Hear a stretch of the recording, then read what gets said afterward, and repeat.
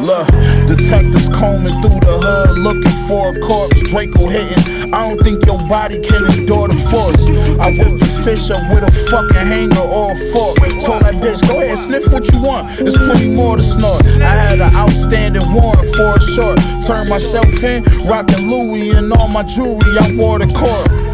Welcome back, to the Hard to Kill podcast. Fucking Hard to Kill podcast. We're back. Hooking and a jabbing, in the trenches, and a stabbing. I like it. You know, we're back in the basement. We're at episode 18. 18. Someone comments that I burp a lot in the episodes. For real? Yeah. I don't notice They're like, that. "Oh, nice burp." I've seen it in a few episodes. At least no ripping farts, dude. You know? Right? Yeah. I don't know if I could take that microphone, and stick it next classy. to my ass. No, thank you. Yeah, so it's Thursday. We're in the basement. We are. It's fucking cold out. It's getting cold, dude. Are you ready for winter, dude? And I am not ready for winter. I just yesterday put my my plow application in to get in. Yeah, gonna make some money this winter. So that's the gold rush up here is plowing. Yeah. Plowing snow, $105 an hour if it's your own truck and you have a 9-foot blade. That also beats the shit out of it. So you gotta weigh the variables here. Yeah. Well, my truck's it looks really nice because I painted, I color Dude, there's matched only so much some you can do with the stuff on it. salt on the road up here, bro. But if you crawl underneath it, it looks like the Titanic. Mm-hmm. And you can put your hand through my rocker panels. What's the Titanic look like under there? Oh, you're saying post iceberg. Right, as in it had been sitting in the ocean for, Gotcha. Rotten. And, It's another conspiracy, dude. I mean, I'll go down it. I'm pretty sure that boat's in the water. Yeah, it is, definitely. So, we got some good content for you this Thursday. Yeah, we got a cool caller we're gonna have today. Yeah, absolutely. A guy who's active duty. So he actually joined a year after me and Mikey went in. So honestly, this is exactly the type of people we want to talk to. We want to talk to current guys that, the Marine Corps is at a weird stage right now. It's coming from your desert warfare, Iraq, Afghan, and transitioning to what? What do you even call right now? I have no idea what it's transitioning to. What do you even call right now? Would you call it the Ukraine era or? I don't think so because we're not putting troops there. I hope. Yeah. That's. Also, we're at a weird stage politically right now. I don't even want to roll that rock over, but how do you not? There's a lot going on there. There's a lot going on. So we got a phone call. We're going to call a guy we're going to have. We got that today. Call a guy we're going to have. Yeah, call a guy, We're going to go over some of the comments on the last episode. It was a little bit of a break in between episodes. We had, when Dickie had his... We had life, bro. Yeah, his tooth surgery. We both had shit going on. We did indeed. But we're here today. We're going to stay consistent, guys. Just keep in mind, we have lives just like you. Mm-hmm. And by consistency, I mean post when we have something to post. I like it. And I'm kind of upset. So I was thinking koozies, dude. For the merch. You know what I'm saying? Have some koozies made. Yeah, we could do that. I like it. Would you guys buy koozies if we had koozies printed with the hard to kill logo? Everyone likes beers. Beers. Yeah, beers. Smoking fatties, drinking beers. Beers. Sorry, we get excited. So we're going to do the phone call, and then one of the other topics I want to talk about. It's a huge topic to me, and I'm doing something different this year. Tell me about it. It's Thanksgiving. Woo! How can you not get jacked up for Thanksgiving? Well, because I'm not going to be here. We'll get to that. I'm thinking we dive right into the call. Let's let it ring. Okay. Yeah, RJ again is a active duty gunnery sergeant. He joined a year after us, but served same year. So it's like if me and Nick had never got out, we would be at this guy's subject, Yeah, put the thing up there. So the RJ. Yes, sir. So you were live on Hard to Kill, my friend. How's it going, guys? We gave you a brief intro, if you will, but so RJ joined a year after us. RJ, if you don't mind, talk a little bit about what you're currently doing, what your billet is, and give us a little bit about RJ. Yeah, no problem. So my name is Gunnery Sgt. Richard Sauceda Jr. Currently, I am stationed out in Marine Corps Base, Hawaii, Kaneohe Bay. Currently serving with 3rd Littoral Combat Team as a platoon sergeant. Yep. Nice. So where are you from originally, RJ? Originally, I'm from San Antonio, Texas. Does that make you a Cowboys fan? Oof. It does, actually. Oh, That says a lot about you, brother. The boys. Oh, it does. Dedication and loyalty. Yeah, I was just going to say that. Yeah. Dedication is a big one. Long-term loyalty is another. Yes, sir. Yeah. Okay. So, K-Bay, give us your thoughts on... K-Bay is Hawaii? Yeah, K-Bay is Hawaii indeed. It's a very unique place, if you will. I've never been to the Marine Corps Base, Hawaii. Really? No, well, I've never been to Hawaii in general. I don't know why I said So just something the I base. couldn't help but noticing, bro, you're also I'd like to say a gym rat. I'll give you that title. Give us what you think about Marine Corps gyms, because I myself am a big advocate. I think Okinawa is killing it with gyms right now with the Marine Corps. I mean, it definitely is the newer, if you will. But tell me what you think, bro. Where's your gym of choice? So as far as the Marine Corps gyms, I've actually been to quite a few of them, actually. So being on Camp Pendleton, my first enlistment, Yeah. they had a really nice, gym on main side, the Page Field House, I believe it's called. That's a very nice one. And then the one in San Mateo, where 5th Marines is at, is actually like a real like old school type, Ooh. gym. So that's where they play like the loud music and Oh, yeah. all those things. So We feel right at home at something like that. Yeah. oh yeah, being in 5th Marines, that's definitely a good gym. Gotcha. And then heading over to the East Coast, I mean, they got some of the new gym facilities. I know Wallace Creek has a real good Oh, facility. I've heard They about actually that. have, like, Yep. Yeah, they have a lot of physical therapy Oh, cool. assets as well, amenities. They just started doing that when I got out, bro. Like, I think they have like usually they have like an on-staff Trainer or or something, something, and they have a steam room or a sauna, and then they have like a little. You can go afterwards and get like a massage or some kind of PT. I mean, that's what. They definitely have quite a few of those. I know like Wallace Creek is big on that. And then obviously like the smaller gyms, the SOI Camp Geiger gym on the East Coast, and then right now over here, currently going to the Semper Fit gym, which is located on MCBH. It's actually a really decent gym. It's got the kind of like the old school, new school feel. It's got like a lot of squat racks and cages, Nice. and a bunch of dumbbells, lots of machines. Where are you at currently with your lifts, bro? If you don't mind me asking, what are you focusing on? Oh, I'm actually still recovering from injury, but I mean, right now, I'm really focused on like getting back into, my mobility. Functional strength training. It's definitely Gotcha. been hard, but coming from a powerlifting background, before injury, I was around like a 425 squat, 465 deadlift, Yeah, buddy. and like a 300 bench. But just being an older guy definitely takes a toll. Oh, for sure. Dude, I don't know if I could do those numbers if you cut them in half. How do you plug that in with, if you will, functional Marine Corps strength training? Because we get the CFT, we get the PFT. As you know, for me at least, if I threw on too much muscle, it would weigh me down for stuff like that. Oh yeah, definitely. Yeah, so I've definitely had felt the downsides of being on the heavier side. Absolutely. Obviously like running a lot slower, but I mean definitely like the lifts.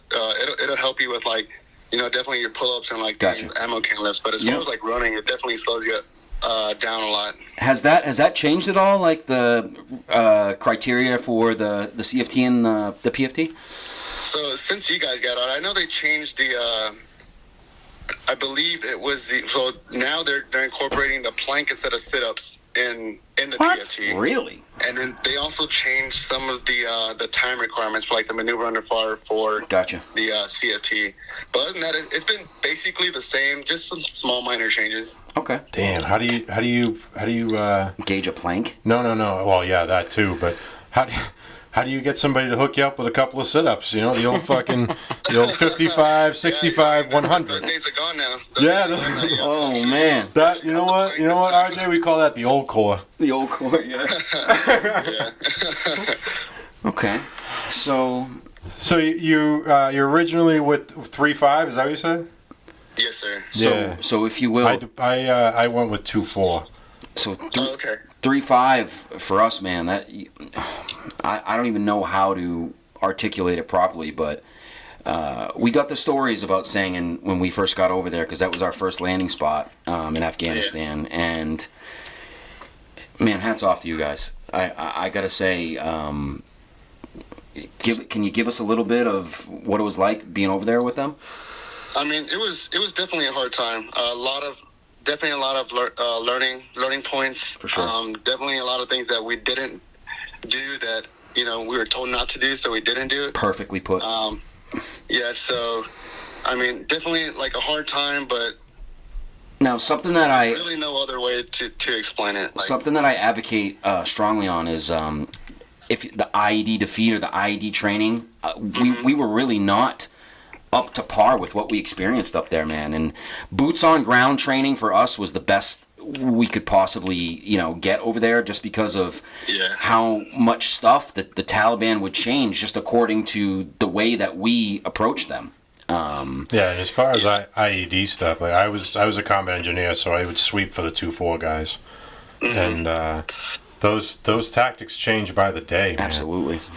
I mean, that's why I say, like, I mean, every after action that we heard from because we took over for 3-7, everything that we heard from them, like we didn't do, or like we kind of strayed away from doing what they did, just so course. so like we didn't hit the the shit in the stick, But I mean, we just had to adapt, like of course. Learning new things, learning new TTPs, try to get out of the bad things that happen, and then start fresh at every single time something went off or something happened. So now, were you mostly dismounted over there? I was, yes. So for most of the deployment, we were all dismounted. As soon as we made our ship further north, we went ahead and we transitioned to a small mobile section. So each platoon was able to get a small mobile section. I think it was like 3 to 6 vehicles. That way we can go ahead and get around in. Yeah. Gotcha. Okay. So mostly my later deployment in Afghanistan, what we were doing was running mounted convoys, and we'd establish. So I was in the crosshairs of Route 606 and Route 1 in Afghanistan, and we would establish patrol bases, about 5 to 6 down each route, and we on the daily would go out and check on them, and make sure the AHP, ANA, whoever we were dealing with to control the patrol bases were good to go. Yeah. Now, did you work with ANA, AHP, or anything like that? Yeah, we generally had for the first half of our deployment, we worked closely with ANA. We actually lived with them. Yep, same here. They lived inside of our PB. So consistent patrols with the ANA. As soon as we made our ship north to another patrol base, we kind of went away from the ANA, and then we inherited the ANP, the policemen. So, then we got to work more with the policemen more than the ANA. So now, would you say? I mean, this is just from experience on my end. Unfortunately, the Taliban had infiltrated their ranks for us, and I don't know if that affected most of the patrols that we went on, but it was definitely seen on our end. And mine too. Like we had the ANA with us, and for some reason those guys always seemed to know where the shit was. Yep. Yeah, we definitely ran into a few of those incidences where we knew for a fact that they were with the Taliban. Dude. Would you say that you used it against them? We actually had 2 Marines killed by the ANA. R.I.P. man, I'm sorry to hear that. In a PB. In the PB? In the patrol base? Names. No, absolutely, please do. Corporal Pearson. Say that again, brother. Say that again. Those names were Corporal Brome and Corporal Pearson. R.I.P. Killed by a grenade thrown into a post, and then that ANA jumped the wall and ran off. I feel like I heard about this story, man. Do you know roughly the year? It was 2010. I want to say late 2010. Yeah. I think the first month or two that we were there.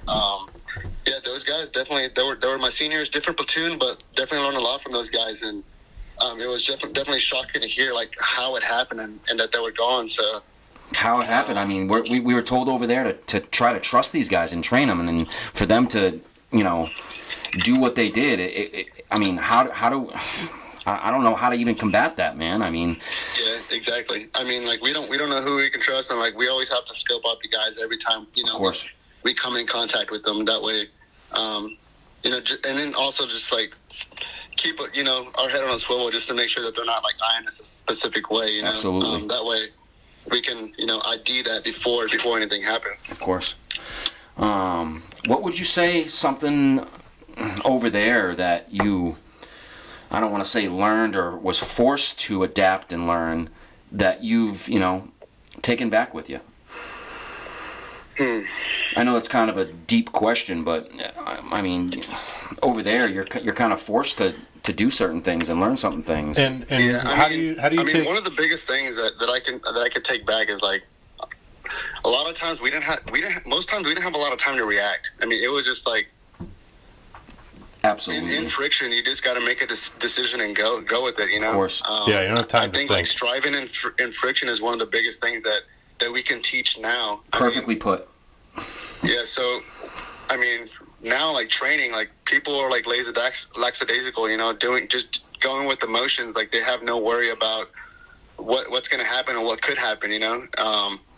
And then when they're put in that situation, you don't know how they're going to react. So I think like one thing that I like to incorporate is like, you know, making sure the Marines are, you know, are properly trained in inducing friction. That way, you know, they can make that timely decision whenever the time comes. Absolutely.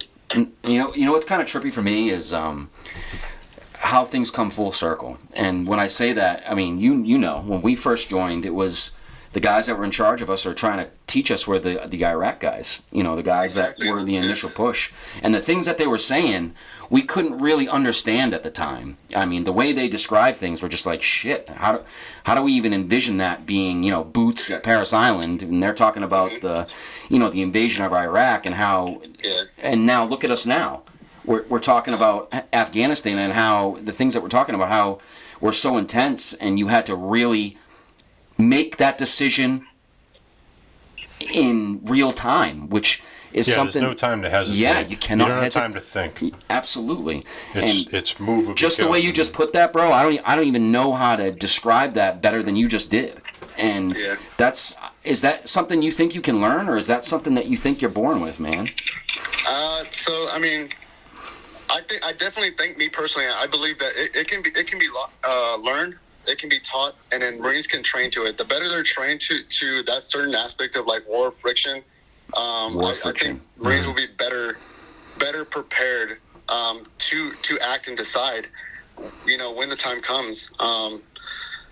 Like, can they be born with it? And some people are naturally born like leaders. Like they can make a decision, they can understand and then work a problem and you know, and then go about their business. But absolutely. I mean, the more you train, like the more repetitions Marines get, inducing that friction on the Marines while they're training, I think that's the best medicine, the best education for them to get. Absolutely, prior to doing something, you know. Absolutely. Not to sound corny, but very similar to lifting, man. The more reps you get, the more experience you have, the more pain you put yourself through, the easier it is to get on the other side. Absolutely. Now we kind of had a sidebar earlier about the current status of, you know, young Marines and guys that are coming into the Corps now. I mean, as you, I mean, you're really the leader. You're leading guys right now, and you're teaching them, you know, about your experiences over there. Talk about that a little bit, if you will. Yeah, how's the new generation?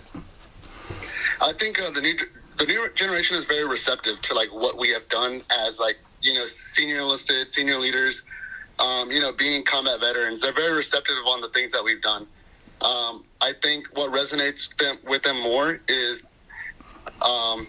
how we're able to, you know, portray that to the Marines. I mean, you can be somebody who likes to tell war stories. That's not going to get them anywhere. Absolutely. Right. If you're educating them on like TTPs and like what you did to combat things, that's more buy-in for them by you giving just a war story, you know, or yelling or you know, exactly. yeah. So we talked, just to give you guys a little bit of a backstory, myself and RJ were talking about how when we went through the Corps, it was really, the Marines prided themselves on tough love. Yeah. Tough love and honestly just beating the shit out of you till you understood something.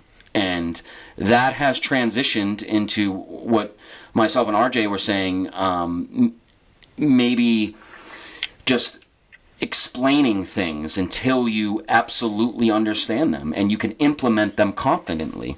And Yes. I think that is definitely something that is awesome that is going on right now, and I'm happy to hear it. Yeah. Yeah, I think. So I mean, just the way, I mean, going back to like veterans and like guys who like came in the same time I did, that the way we were trained like was definitely different. I think now like Marines receive a totally different training method. One of them being that that kneecap to kneecap, you are sitting in front of that Marine after like a specific rep of like clearing a room. You identify some deficiencies and you talk to them, correct them, and then have them run it again. I mean, just sitting there, standing in front of them, yelling at them that they did it wrong multiple times is like, it's not going to do anything. Like, it doesn't show them like progression, and that's ultimately what we're trying to do. We're trying to progress Marines. That way they can trust us. Absolutely. Not just yell at them. Mm-hmm. Well, Yeah, it's a huge difference, RJ. I mean, the command from my deployment was the opposite. It was, it was that fucking get in your face and scream at you. It was that go behind the barracks and you're gonna, pop your chevrons and fucking throw down. Like, that's how it was, man. And I think that the current method of training is way more efficient. Now, honestly, I mean, you can take that take that two ways. I mean, I think something that we got out of that was mental toughness. Exactly. Mm-hmm. Now, don't get me wrong, I can see the pros in, because myself, I have a problem with, they coined it ADD or ADHD back in the day, but I'd want to learn something, I'd be looking at you while you were teaching it, but it didn't resonate, or it didn't upload to the point where I could confidently do it on my own. And I think that's the case with a lot of people in the Corps nowadays. If you really sidebar, like you just said, and teach to a point where they're understanding and they're learning and they can do it on their own. That's comprehending. That's huge. Yeah. I just think the perspective is a little, misconstrued. They think maybe we might be coddling the Marines. They're not, they're not really like forged in the fire, of like friction.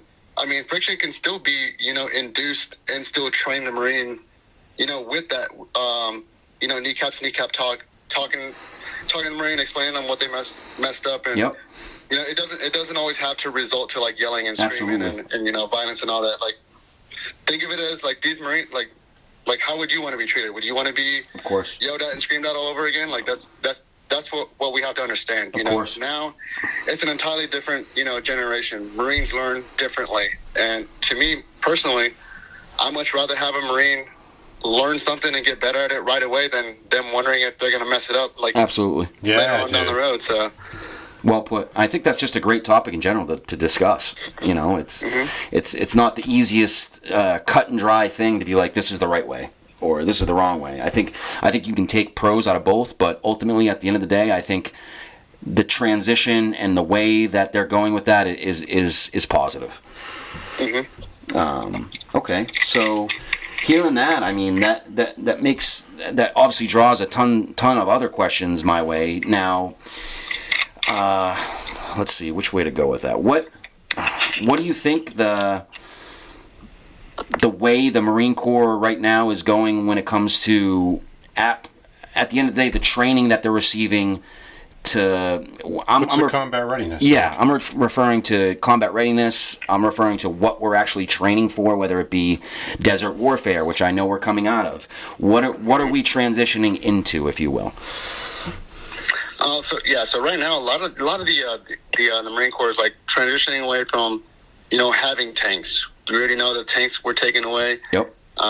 We're going away from a lot of that desert warfare, as you mentioned. I didn't know. We don't really train in mount tactics anymore. I mean, we still do. It's still one of those things that we have to Is that concerning? Is that concerning to you at all, bro? Go away with. What was that? Is that concerning to you at all, or how do you feel? No, not at all. I mean, I think we still do a good job of implementing those skills. That way, the Marines don't, lose that skill. They're still able to. We still have training evolutions to where, at some point in time, we're conducting a raid or a clear of a specific, mount town. However, right now, what we're transitioning to is the littoral aspect. Seizing small islands. Moving into what we call the Expeditionary Advanced Base Operations, the EABs. A lot of that is built around protecting a small piece of terrain with assets and, training with partner nations, host nations, and things like that. So, I mean, it's not far off of what we're doing now. It's almost as if we're conducting patrolling operations and blocking positions and stuff like that. But it's still like stuff that we know as infantry Marines. It's just that's what we're doing more of now. Yeah, so not as much of the mount town stuff, room clearing and house to house, street to street anymore. Yeah, mm-hmm. I mean, like I said, like don't get me wrong, we still do those. We still have attack ranges and company ranges and things like that. It's just that's just something that we still have to do as infantrymen. You never know like where we're going to be going, so. We still have to stay ready, and then our main mission is conducting those additional littoral operations that we just spoke about. Now, what's littoral mean? So basically, our littoral basically means to be in like near waterways. So like, for instance, like moving like passage between two islands, things like that. Gotcha. So that's more what you're based more on. I would say amphibious training. Yeah, and I mean not so much amphibious because we work more of like on inserts, like a helo or possibly like that's our main platform as of now. But something LCAC or might come along down the road. We just haven't worked many different platforms of insertion yet. But I mean those are some of the main things that we are able to do. I mean, it's just the same as like conducting some type of like patrolling operation or PV ops or gotcha things like that. So something. Right. So go ahead. Not too far off. I got now we've asked you a bunch of Marine Corps questions. I want to ask you more of a personal question here. Okay, sure. I saw in your profile you drive a Dirty Max. I do. What year is it? It's a 2017.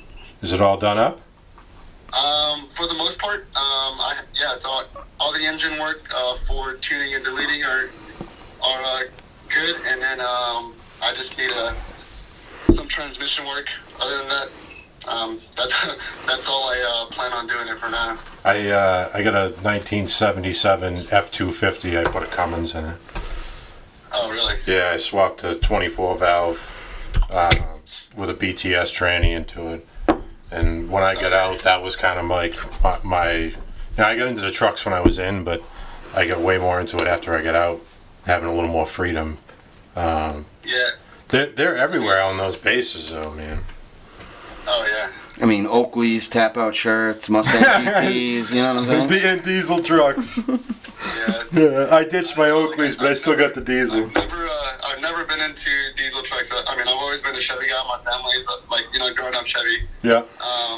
I don't know. Somehow, some way, I just got into diesels, and a Duramax was the way to go for me. And, yeah. Being a Chevy guy, and I started looking them up, and started growing on them. And then after that, like I was like, you know what? Me and my wife talked about it. She wasn't all in, but I mean, she helped me get one, and then they never are, bro. They never are. Yeah, wait till yeah. Oh, dude, wait till it's in the garage with the fucking motor torn apart in three pieces and $3,000 worth of injectors sitting on the table. I know. Yep. RJ, so I'm sorry for blowing you up right now, but just your story in general just really intrigues me. Now, I found you off of the site that we triumph over here, which is Goons Up. Props to them. If you don't mind, I'm gonna start with this. What climbing the ranks like you did, bro? It takes a lot, and don't think it's not seen over here, because we respect that above all else. What would you say? Tell me a little bit about how you've climbed the ranks, and you're fucking gunny right now, bro. You're leading Marines. What is it like to do that in this time and age, man? Like, I mean, stuff's changed. You've had to improvise, adapt, and overcome. And I know that sounds corny, but shit, man, you're doing the damn thing. Tell me a little bit about that. Yeah, so I owe a lot of my success to like a lot of the guys who I came up with. You know, a lot of them like definitely pushed me. You know, I've had in the back of my mind a few times where I want to just get out of the Marine Corps, you know, but that's huge. But then, you know, that little thing like also told me like, this is all you know, this is what you want to do. Like, what is it? What else is there for you to do? You know, so I mean, I just put my head down and keep going, and then having that that support system. You know, I mean, I got married as a Lance Corporal. You know, my wife, she knew that I wanted to stay in, so she kept pushing me. You know, she's like, "You're not going to get out. You already know you're not." So, I mean, she gave me that little nudge, to stay in. That's so, nice. Sounds like a great woman. As many times as I wanted to get out, like, I mean, I knew that I didn't want to do anything else. So, I just had, one step in front of the other every single day, every single year. Like climbing the ranks. That's actually something that things I had to do. That's actually something that I don't know about Mike, but that's something I battle with every day, dude. Because honestly, the Marine Corps, I don't know about you, but that was like my college education, and coming from that to the civilian world is a huge, I don't want to say problem, but mountain to cross. Yeah, it's a big transition. And as you just said, it's all you knew. How do you? Something that I've battled with is trying to take what I've learned in the Marines and plug that into the civilian world. And I know a lot of guys deal with that as well. And honestly, that's something that we're trying to do with this podcast, man. We're trying to reach out to those guys, and we're trying to come up with ways. And it's not easy to do, but it's something that I think over time we can chip away at. Ways to plug into that civilian world, and if you will, talk about that for us so I can get off my soapbox here. But I mean, it's something big that we're dealing with right now, I feel like. Yeah, I mean, like, I can't speak for everybody, but I know a lot of people, when they get out, they really don't have plans. Dude, that is everybody. They don't have plans. So like, what we want to do, like, now we tend to talk to Marines before they get out, and that's like huge. try to understand what they want to do when they get out. That way, that way they're not left on the street. Absolutely. They say they have something lined up. Most cases, that's just for them telling us so we can get off their back. But if they have, bro, that's what I did. Me too. If they have a general interest in something, like, we have to be able to support them, in that, get the ball rolling, help them get the ball rolling on that thing. One thing that we do incorporate now is a program called Skill Bridge, which is it's a program that allows Marines to take, I think it's the last 3 months of their contract, and they go get a vocational school. Wow, get out of here. That's huge, dude. And they're set up with a job right after. So I think no way, dude. Wow. Marines don't know about these programs. That's exactly what I'm saying, dude. Keep talking, brother. Yeah, so Marines don't know about these programs. Other things that they can do, like doing the MASS program. That's so they can get higher scores for potential like college placement. So lat moving, anything like inter-service transfers, doing things like that. Maybe they don't want to stay in the Marine Corps. Maybe they want to do something else, like in the Army. Like, and they don't have the GT score for it. So that MASS is going to help them get their GT score up, so they can be able to transfer into that medic job that they want to do, or something like that. So I think the opportunities are they're limited, but I mean, ultimately, what we have to do better at is understanding what Marines want to do when they get out. Yep. Or just being able to hear about these programs, dude. I mean, just you talking about it, bro, is huge. Well, Yeah, and the fact that he's a gunnery sergeant and he fucking cares. Absolutely, which is rare, bro. I can remember my platoon sergeants. They did, once you went to SAPs and TEPs, you were gone. They're just worried about the mission. They're not worried about you. They were trying to replace you, and you go to SEPs and TAPs, it's fucking 3 days. That's where huge they of teach you, you bro. how to write a fucking resume, and it's like, dude, what do you want me to put on my resume? Fucking bomb sweeper? Yeah, exactly. Like there's no civilian transfer to that job, and it makes me excited to hear that there's actually a program now where guys, because I can tell you, I can name 5 guys off the top of my hand that were great Marines that needed just a little bit of guidance. If you put this kid in a classroom for 3 months with a hammer and a saw, he'd come out a carpenter, and he'd be a damn good one. Yeah. But that program wasn't around for us. I'm glad to hear it's there now. Yeah, it gives us hope, man. And I don't know if I gave you really the backstory about what we're trying to do, but we feel like, and I hate putting blame on something, but when we were getting out, we were really not afforded the options and the tools to be successful into the civilian sector. And that's what I want to do with this podcast. And another thing is, I'm trying to shed light on PTSD, TBI, and the little things that are plaguing our guys that, when you come back from a combat scenario into the real world, it's not something that's talked about enough. And that's something that our guys are battling right now. And I just want to be able to help guys like me, because I feel like a problem with me is when I got out, I felt like no one could really understand my struggle.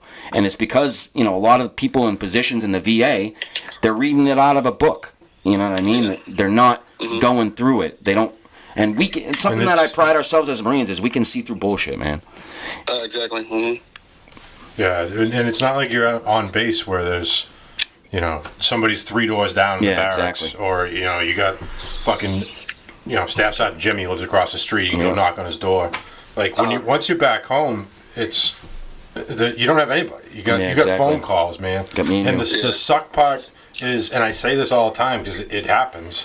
The only time that I see my guys is at fucking funerals. That sucks to say. Exactly. It's the only time I see these dudes. Like last year, I had 2 guys. We had a guy we lost who lived in Connecticut. I live in Massachusetts, and guys fly in and stay here with me. And it's the only time. I mean, I hadn't seen these dudes in like 8 years, probably closer to 10 years actually. But it's like we never skipped a beat, Like it felt like I was back just hanging out at the barracks. Something I got to give you props for, bro, is it's something me and Mike talk about a lot. Is when you get out, you kind of lose that camaraderie with a lot of guys, and that's something that when you're in, you really have. You have your boys right there, the gang's right there, And I got to give you props, man. You gave me that feeling, just how you reached back out to me. You articulated what we were trying to talk about, and you gave me feedback, and I gotta prop you up, man. You care.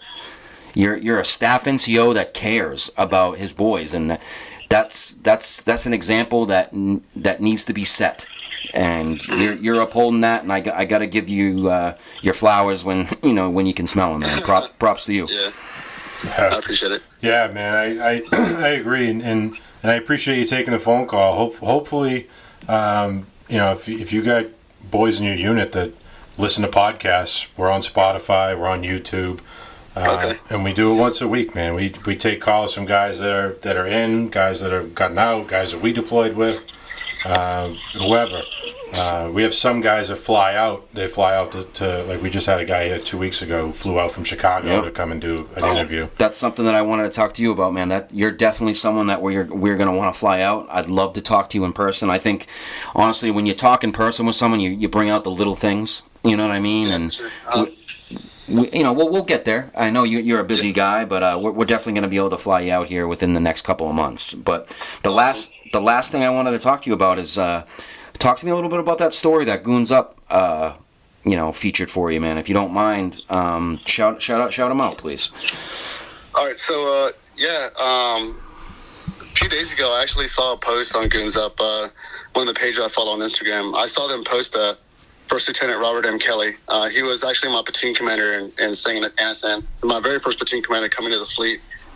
I'm an 11. Oh, I was an 11, but I was slated to be the platoon radio operator. So being the radio operator and in a time where we're going to Afghanistan, like we're pretty much attached to the platoon commander's hip. That way we can relay any transmissions or messages back and forth to the CSE. Yeah. So during my time with him, I mean, he became almost like my unofficial best friend. Yeah. Always being with him, he schooled me up on like copper fire, different things that a radio operator should be doing. What was your rank at the time, if you don't mind me asking? I was actually a Lance Corporal at the time. That is huge right there. So something that I don't even know how to explain that. Especially as an 03. The relationship between an enlisted guy like yourself, guy in the trenches, guy that's actually doing the damn thing, and he was a lieutenant at the time? Yes. That's a great combination, because what that is right there is an officer that doesn't really understand, that's humbling himself enough to be with a guy in the field, and that sets the example to the other Marines. It shows a certain type of leadership that isn't explained enough, and that's huge. Sorry, I didn't mean to interrupt you. That's just a big thing for me. Keep going, though, bro. So for Lieutenant Kelly, he was actually prior enlisted, so he's a Mustang. Oh, gotcha. That explains it. So he was 0351 assaultman during his time. Mortarman, right? No, assaultment. Oh, no, assaultman. Assaultman. Yeah, he was an assaultman during his time with 1st Battalion 8th Marines over on Camp Lejeune. And he did a few deployments to Iraq and stuff. So I think he was able to, talk to junior Marine or enlisted Marines a lot better than, other officers. Gotcha. Because he remembered where he came from. He used to be enlisted. That's huge. I definitely learned a lot from that man. Every once in a while, I message his family. They still know who I am. It's just the officer enlisted like core like relationship was very like I'm glad it was the way it was at that point in time in my career, because I kind of like have that freaking command relationship with my current officers. They're easy to talk to. We see eye to eye. We're at the same level. So I definitely learned a lot from that guy. Huge impact in a lot of our careers and a lot of our lives. And it was just a sad day, when he was killed in action. So yeah, that's awful. R.I.P. to a real one. Yes, sir. You said Lieutenant Kelly? Yes, Lieutenant Kelly. I don't even know what to say right there. I'm just happy that we can keep his story alive. And Semper Fidelis right there, man. Mm-hmm. Yes, sir. Now, honestly, man, just great talking with you. Yeah. This is exactly what we're trying to do with our podcast, man. I really appreciate you taking the time. I know you want a field op right now? I'm actually just supervising a couple platoons doing platoon training here at one of the training areas that we have here.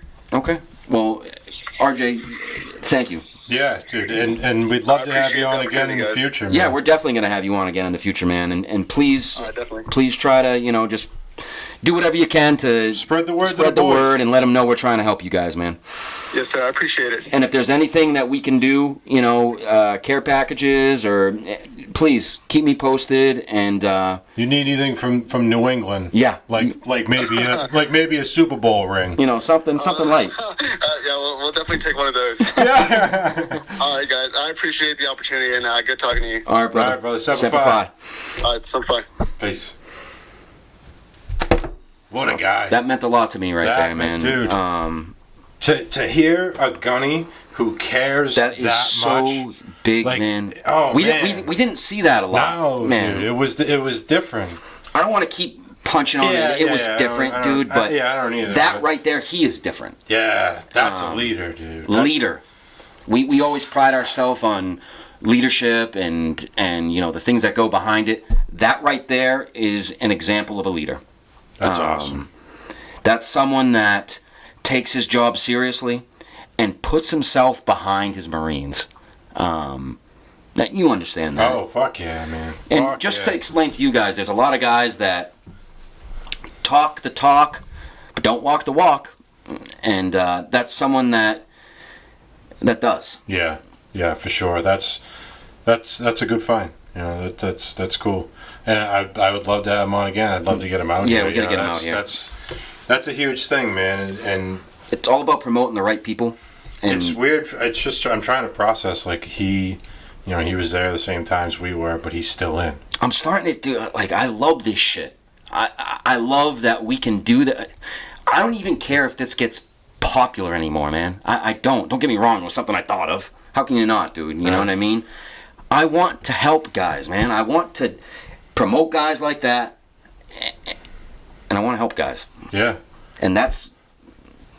I want to create a Rolodex so that guys like this, when he has 2 Marines that are getting out, hey, one of them's from New Hampshire. Perfect. Oh, let me call Mike and Nick. Yep. They'll pick you up. And that's something about the. And then you know what I mean. But little relationships like that go a long way. Relationships like that mean more than money. Right. It does. That's stuff you don't get back. I love that right there, man. I'm happy we could talk to RJ, and I wish the best for him. Yeah, me too. Looking forward to talking to him again. Hopefully, the Marine Corps can, see guys like that and put them in the right position to be effective. Yeah. Fucking A. Quick break.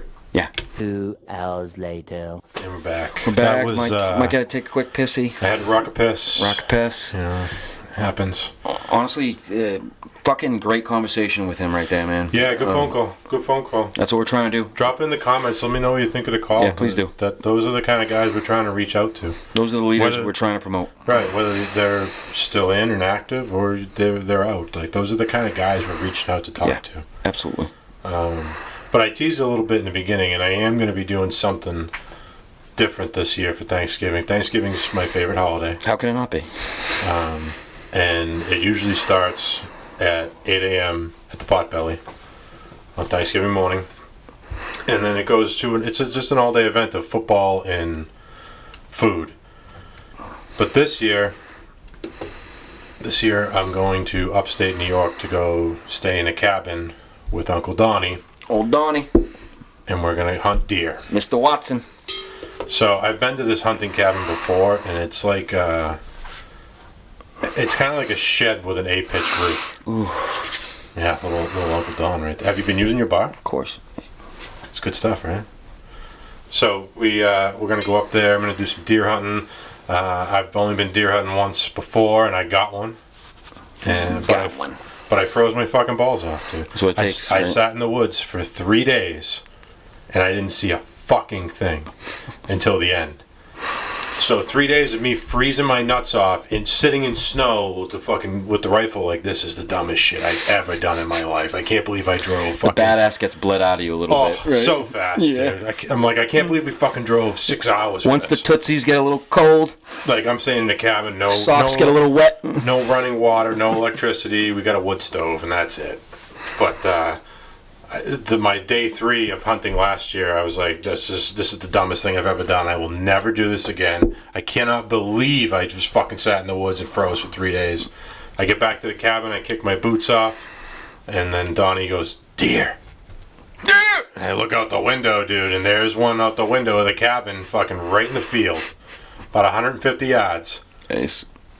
So I slid the window down in the cabin and dropped the motherfucker. Outstanding. You didn't miss? No, I hit both lungs and the heart. Whoa! From 150. Blew that shit out? Yeah. All right. Yeah, iron sights, no scope. Feel me? Shout out. Every Marine's a rifleman. Yep. So yeah, that's what I'm going to do for Thanksgiving this year, which I'm excited because hopefully I can fill the freezer again like last year, but I'm also going to miss a lot of food, a lot of football. What do you do for Thanksgiving? A lot of food, a lot of football. Yeah? Yeah. Do you go to your father's house? Yeah. Yeah. Yeah. So the holidays are coming up, man. Holidays are coming up. Winter's here, like we said. You know, we're in hoodies now. We really do winter up here. Yeah, this is like real winter. Yeah. New England's real winter. Like, you know, New England and anything north like that. Did you see Buffalo? I did, dude. Buffalo. Are they gonna even be able to play through that, dude? No, the NFL changed the game. They're playing in they Detroit. Can't play through that, dude. Come on. 4 feet. It'll be interesting. 4 feet of snow. Crazy. Dude, shout out to the mailman in Buffalo, New York, man, because I know you ain't getting a day off. No. I know you ain't getting a day off, dude. I know you humping through 3 feet of snow for that fucking Geico bill. No good. The Geico bill. Dude, it's always junk. Verizon and Geico will get delivered. Yeah. Oh yeah. But that's going to wrap us up for today. That was a good talk with RJ. Staying consistent with you guys. Yeah. We're getting good content for you, getting good guys. We're trying to push the message, guys. We're trying to help guys like us. We're trying to help guys all over. Guys, gals, whoever served, we got you. Yeah. We're trying to hit us up in the comments. Let us know what you think of the episode and, Please. and the As you see, interview. we got some cool edits coming your way. We get the new intro. Well, yeah, new We're intro. chipping away at it, guys. Dude, let me know what you think about the new intro. Please, we're not getting any love on that, dude. I thought the new intro was sick. Love it. Come on. Are, by the way, those are all photos and videos Real from us. stuff. That's from our hard Real drives. stuff, guys. Come on. That's not something Something else you that's Googled. Like something else that's cool. We're trying to do the thumbnail for when you look up the episode on YouTube. I don't know if you saw it already. I don't think you saw it, but you know how it would usually be us going like this, episode 16. So we're actually taking real pictures from our cache, and we're putting the Hard to Kill episode, name of the episode, and we're kind of doing like a cool, creative, use a artistic combat design photo. with our picture. Yeah, I like it. Tell us what you think, guys. Give us some feedback. We thrive off it. Yeah. Happy Thanksgiving. Happy Thanksgiving. Hard to Kill. Peace.